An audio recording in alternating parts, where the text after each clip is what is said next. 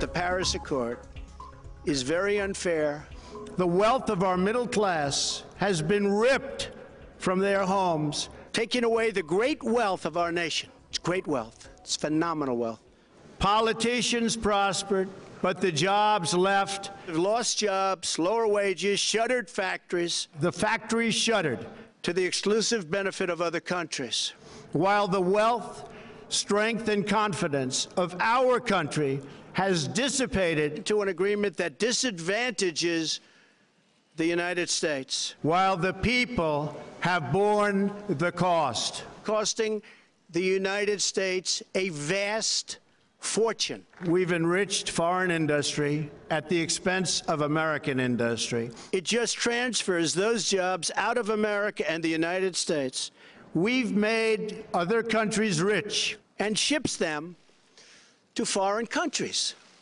Washington flourished, but the people did not share in its wealth. And the American family will suffer the consequences. It's going to be only America first.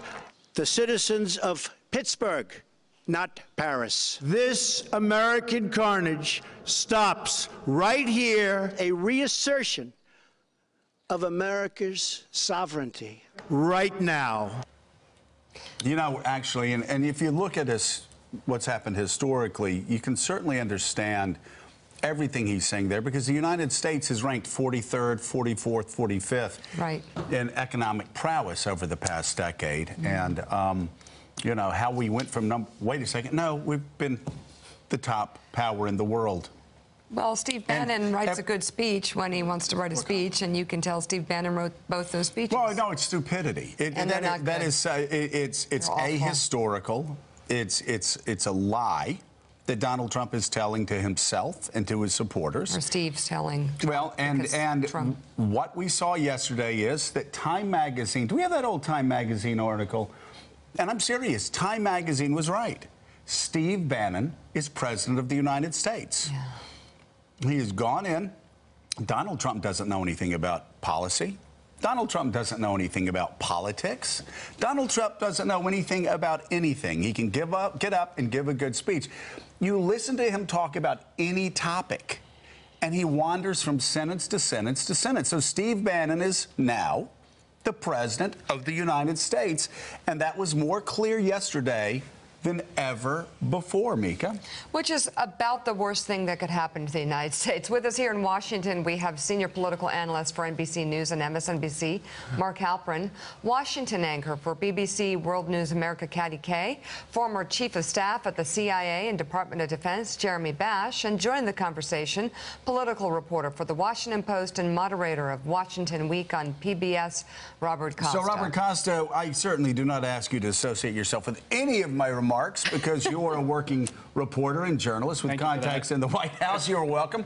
But there is no doubt, though, that over the past month and a half especially, we've seen Steve Bannon fight back against Jared Kushner and now has the preeminent role inside the White House, doesn't he?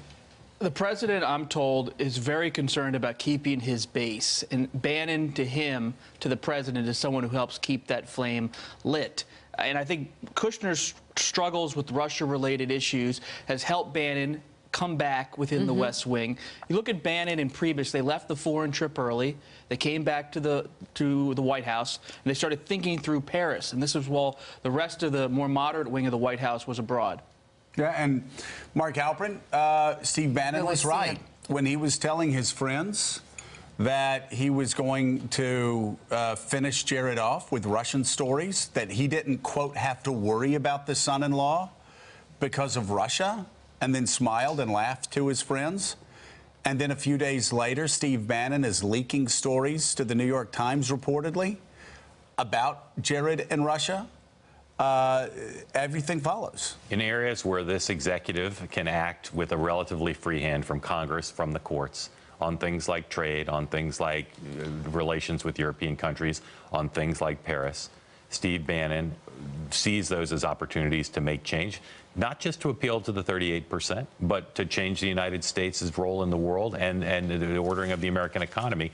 And there's no doubt that the president and Bannon see a lot of things the same way. So it's relatively easy for him, as compared to some of the other advisors around the president, to make forceful arguments about how he should act, because they agree. Bannon has a very clear constituency in the country. It's not clear what the constituency is for Jared Kushner and Ivanka Trump. They don't have a clear base, right, that is supporting them and that would lobby for them and would want them and whose policies they are responding to. The good people of the zip code 10022. 5 of them.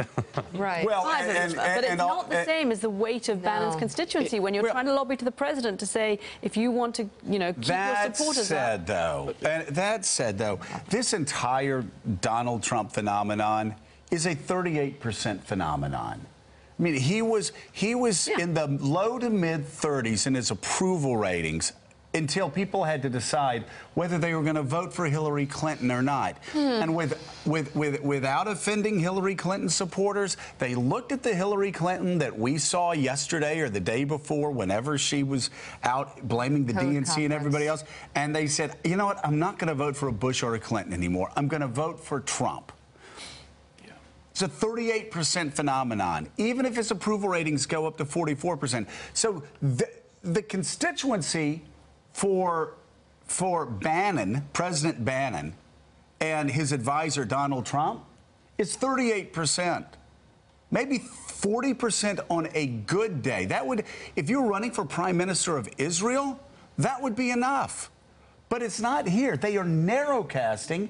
And even yesterday when he was talking about Pittsburgh, he wasn't even getting that right. He wasn't getting that right. The city of Pittsburgh went for Secretary Clinton. I did travel around the suburbs of Pittsburgh, the coal mining areas, the steel towns, and those are Trump areas. I think when I asked my sources what went wrong for the moderates within the West Wing when they were making the case to President Trump, they said there was a misunderstanding of Trump, because Trump, as much as he wants approval and he wants to be seen as popular, he actually doesn't love elite opinion. This is someone who used to malign New York society. This is someone who was happiest when he was at his golf club or at the 21 Club having a hamburger. This was not someone who you could make the case to on the Paris Accords that Macron and Merkel, these are the people you really need to have their approval of. Trump actually recoils at elite establishment stuff, even as much as he wants popularity. So why did Jared and Ivanka not understand that then? They know him better than anybody. I think the Kushner-Ivanka Trump nexus within the White House has the president's confidence on a personal level, but it's been limited on the political spectrum. And what's remarkable, Mika, is Donald Trump is still appealing to the most hardcore in the Republican primary. Well, that's because the president is really Steve Bannon. Yeah, Steve Bannon has never, President Bannon has never figured it out that to get reelected, President Bannon needs to move past President Bannon's hardcore Republican base. So, Jeremy... Thanks for checking out MSNBC on YouTube, and make sure you subscribe to stay up to date on the day's biggest stories. And you can click on any of the videos around us to watch more from Morning Joe and MSNBC. Thanks so much for watching.